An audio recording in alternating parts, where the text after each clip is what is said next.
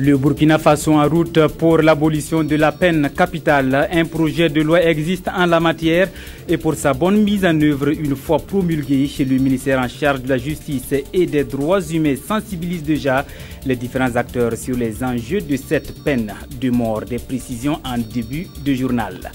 À suivre également dans cette édition un avant-goût du pèlerinage à la Mecque. 1500 futurs pèlerins venus de 20 agences de voyage ont été outillés sur les rites du 5e pilier de l'islam. Une formation pratique organisée le week-end sur l'hippodrome de Nancy. Voilà qui fait la une de l'actualité cet après-midi. Bienvenue à tous. Ouvrons ce journal à Ouagadougou où le ministère de la Justice, des Droits humains et de la Promotion civique réunit depuis ce matin autorités coutumières, religieuses, hommes de médias, forces de défense et de sécurité pour un atelier d'information et de sensibilisation sur les enjeux de l'abolition de la peine de mort. L'objectif est de susciter une adhésion massive de ces acteurs. Estelle Judith Assokba. La mise en vigueur de la politique nationale des droits humains et de la promotion civique au Burkina Faso, les pays ont l'obligation de protéger tous les droits humains, y compris le droit intangible à la vie. Pourtant, dans nos prisons, croupissent des condamnés à mort et d'autres condamnations du même genre continuent d'être prononcées parce qu'elles existent toujours dans l'ordonnancement juridique burkinabé. La nécessité et l'urgence d'abolir cette peine de la législation est à l'ordre du jour de cette rencontre. Notre pays est considéré sur le plan international comme un pays abolitionniste de fait, mais pas de droit parce que légalement nous n'avons pas procédé à cette abolition. Quels sont les avantages de conserver dans notre législation une peine que nous ne mettons pas en œuvre et qui crée aussi une certaine insécurité dans l'ensemble de nos maisons d'arrêt qui abritent ces condamnés à mort qui n'ont plus peur de rien en réalité. Donc cet atelier de sensibilisation vise à parler aux différents acteurs impliqués dans la chaîne pénale pour que nous parlions le même langage et que nous essayions d'aller vers l'abolition de la peine de mort de façon textuelle. L'intérêt de cette rencontre est de permettre à ces acteurs judiciaires, aux forces de défense et de sécurité, aux autorités coutumières et religieuses et aux journalistes de prendre connaissance du caractère avilissant et irréversible de la peine de mort, ce qui devrait susciter leur adhésion à soustraire cette peine du droit positif burkinabé. La vie est sacrée, dit-on. Les populations vulnérables dans les situations d'urgence. Le Sud-Ouest donne également le temps pour la prise en compte de ces personnes dans les différents plans et programmes généraux de développement. C'était vendredi dernier au cours de la célébration en différé de la 26e journée mondiale de la population. Une journée qui a également permis de débarrasser certains lieux et services de la cité de Bafoudy de leurs immondices. Les précisions de Justin Karambiri et Draman Kabori. De la population célébrée en différé à Gawa a été une occasion pour la direction régionale de l'économie et de la planification du Sud-Ouest de mener plusieurs activités allant dans le sens de la prévention des populations contre les risques liés aux catastrophes naturelles. Il y a le lancement de la journée de salubrité qui a permis d'abord hier de nettoyer le cimetière municipal de Gawa. Et aujourd'hui, nous allons nettoyer le CHR aussi de Gawa. Il y a aussi d'autres activités, notamment savons que nous sommes en période où le palu est sévère partout dans le pays et le sang manque un peu dans nos structures sanitaires. Et nous avons profité de la journée pour collecter du sang à l'endroit du CHR de Gawa. Selon le programme des Nations Unies pour le développement, plus de 37,5 millions de femmes, d'enfants et de jeunes sont victimes de catastrophes naturelles ou de conflits. Ces personnes sont parfois contraintes de quitter leurs habitations faute d'instabilité. Et le gouvernement de la transition burkinabé n'entend pas croiser les bras face à de telles situations. Lorsque des catastrophes genre inondations comme c'est le cas au Burkina Faso arrivent, que l'on puisse se prémunir par rapport à ces genres de catastrophes au fur et à mesure, parce que les gens ont des habitations, généralement un habitat non conséquent. Il est question de fermeté dorénavant par rapport à ces zones inondables. La direction régionale de l'économie et de la planification du Sud-Ouest compte élargir ces journées de salubrité au niveau des différentes communes rurales. L'édition 2015 célébrée sous le thème « Les populations vulnérables dans les situations d'urgence » avait pour objectif de rendre hommage aux personnes en situation difficile. On l'annonçait également en titre de la théorie à la pratique. Les futurs pèlerins se préparent activement pour le Hajj 2015. Samedi, ils étaient au nombre de 1500 venus de 20 agences de voyage pour une formation pratique à l'hippodrome de Nonsin, c'est à Ouagadougou. Sur place, les différents endroits clés du pèlerinage à la Mecque y étaient représentés. Question de se familiariser avec d'avance au lieu saint de l'islam. L'initiative est de la coordination nationale des agences de voyage pour l'organisation du Hajj et de la Umrah. Les détails dans ce reportage. 7 fois le tour de la Kaaba, ici symbolisé par cette boîte géante. 7 fois Safa et Marwa, et c'est parti pour tout un ensemble de rites qui entourent le pèlerinage musulman. Des rites enseignés à des candidats au Hajj afin que l'accomplissement du 5e pilier de l'islam se déroule selon les règles de l'art. Ce matin, c'est de faire la pratique pour que les gens comprennent quel est l'effort qui les attend là-bas, quel est le travail réel qui les attend. Parce que le fait d'entendre que, bon, ici on doit faire ceci, ici on doit faire cela, dans la réalité, quand ils vont arriver là, ils vont se rendre compte que ce n'est pas aussi aisé. Et donc, c'est déjà pour les mettre en situation réelle. C'est aussi le lieu de sensibiliser les futurs pèlerins sur le port des tenues pendant le Hajj, la préservation de leurs moyens matériels et financiers et tout autre fait et geste nécessaire pour un bon déroulement du pèlerinage. Cette initiative va énormément beaucoup en tout cas nous aider dans l'exercice en tout cas de notre Hajj à la Mecque. Compte tenu qu'à travers les formations théoriques qu'on a eues, il nous manquait énormément la pratique pour qu'on voie, on touche du doigt en tout cas les réalités que nous devons en tout cas avoir à faire à la Mecque. Le premier agence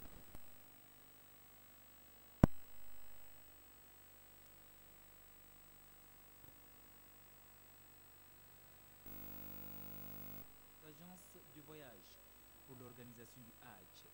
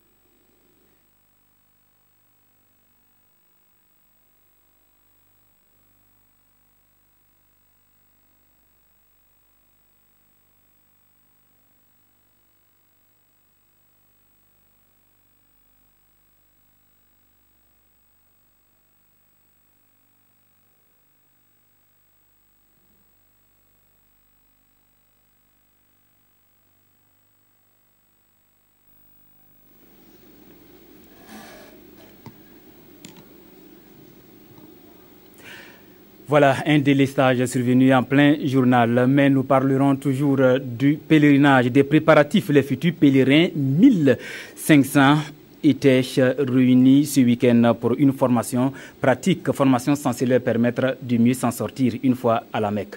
Reportage. 7 fois le tour de la Kaaba, ici symbolisé par cette boîte géante. 7 fois Safa et Marwa, et c'est parti pour tout un ensemble de rites qui entourent le pèlerinage musulman. Des rites enseignés à des candidats au Hajj afin que l'accomplissement du 5e pilier de l'islam se déroule selon les règles de l'art. Ce matin, c'est de faire la pratique pour que les gens comprennent quel est l'effort qui les attend là-bas, quel est le travail réel qui les attend. Parce que le fait d'entendre que, bon, ici on doit faire ceci, ici on doit faire cela, dans la réalité, quand ils vont arriver là, ils vont se rendre compte que ce n'est pas aussi aisé. Et donc c'est déjà pour les mettre en situation réelle. C'est aussi le lieu de sensibiliser les futurs pèlerins sur le port des tenues pendant le Hajj, la préservation de leurs moyens matériels et financiers et tout autre fait et geste nécessaire pour un bon déroulement du pèlerinage.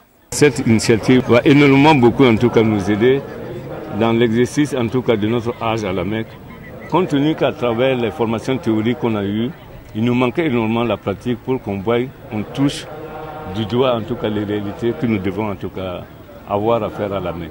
Le premier vol pour le lieu saint de l'islam est prévu pour le 7 septembre prochain.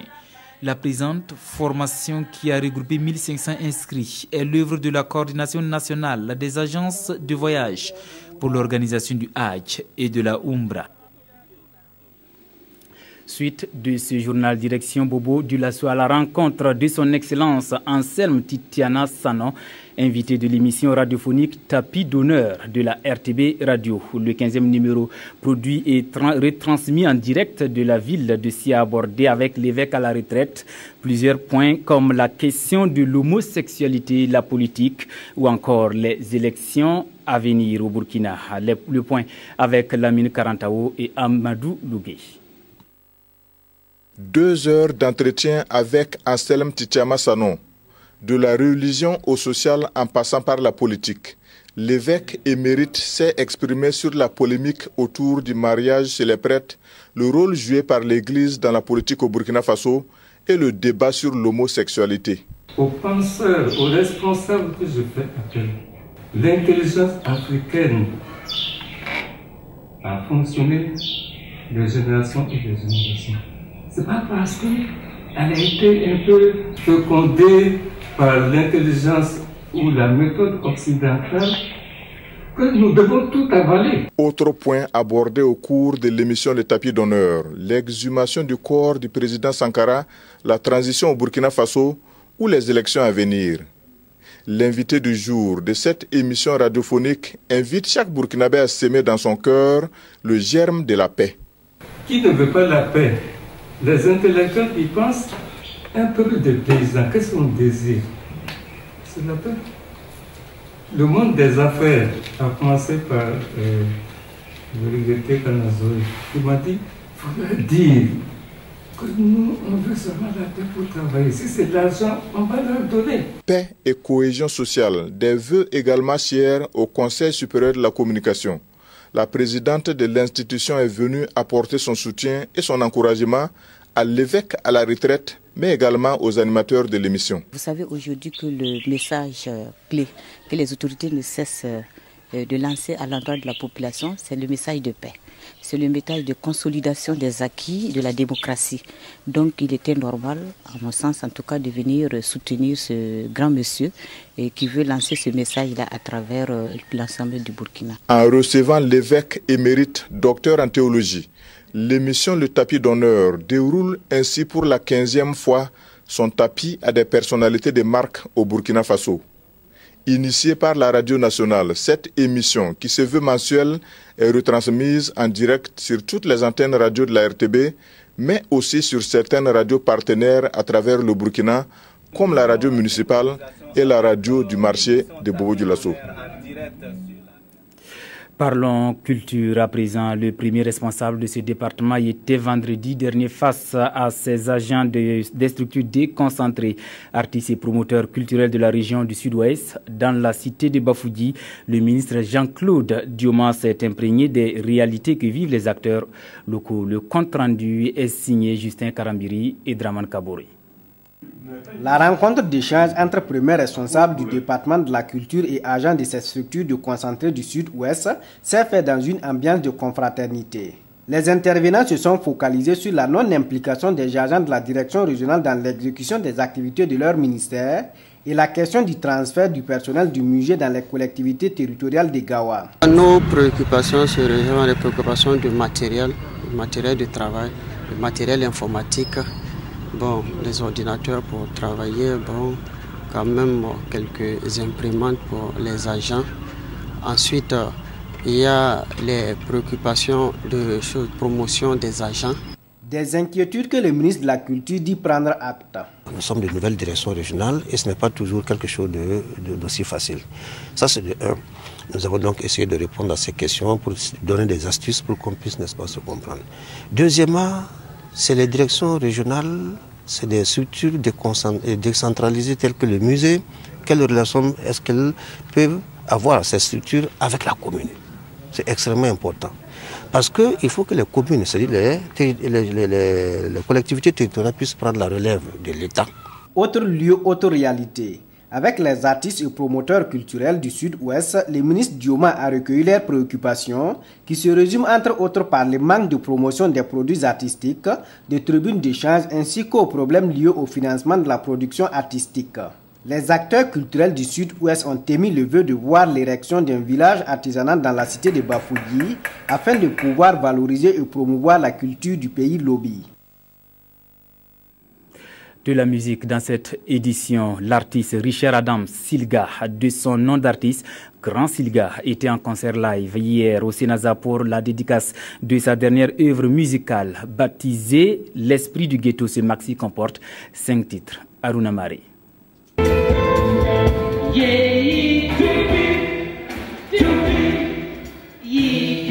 Le Sénasa aux couleurs du reggae. Nous sommes au concert dédicace du Grand Silga.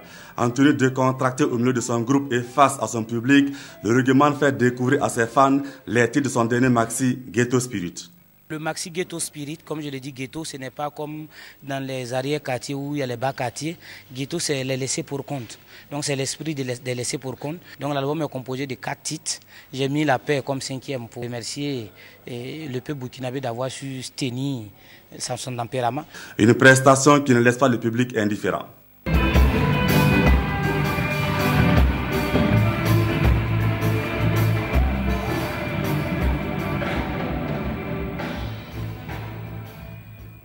Oui, j'ai trouvé ça bien. C'était bien pour sa dédicace. Il avance encore plus que ça. Sinon, vraiment, c'était impeccable. Ce concert dédicace permet aussi à 12 artistes musiciens de s'exprimer en levée du rideau. Ghetto Spirit est la 3e œuvre musicale de l'artiste.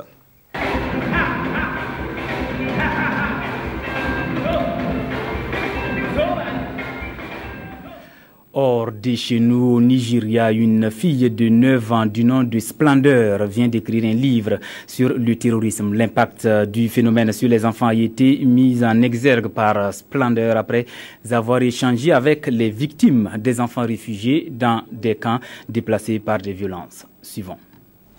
Elle a juste 9 ans et s'appelle Splendeur. Cette petite Nigériane n'a pas seulement un joli prénom, elle a aussi eu une jolie idée, écrire un livre sur les effets du terrorisme sur les enfants.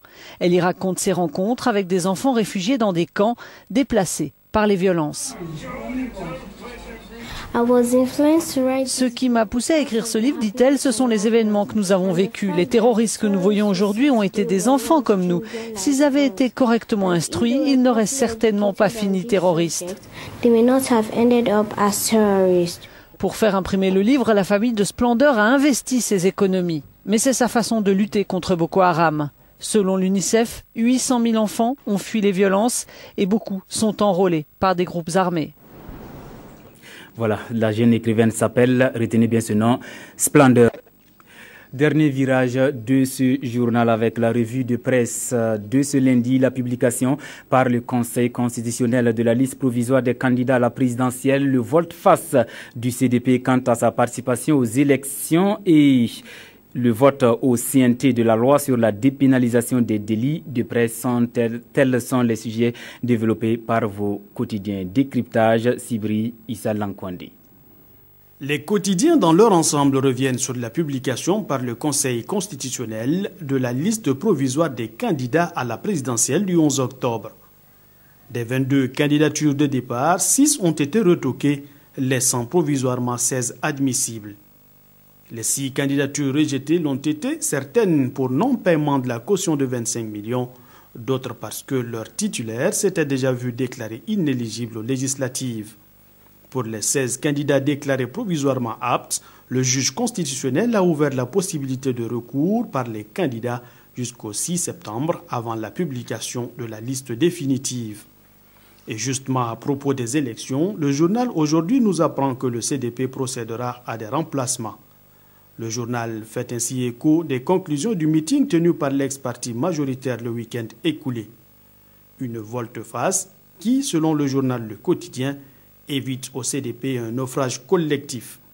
Et le journal de qualifier cette reculade de réaliste car le parti risquait de se retrouver bien seul dans sa ligne dure et d'en payer un lourd tribut, ses militants de base ne manifestant pas un enthousiasme particulier pour le boycott.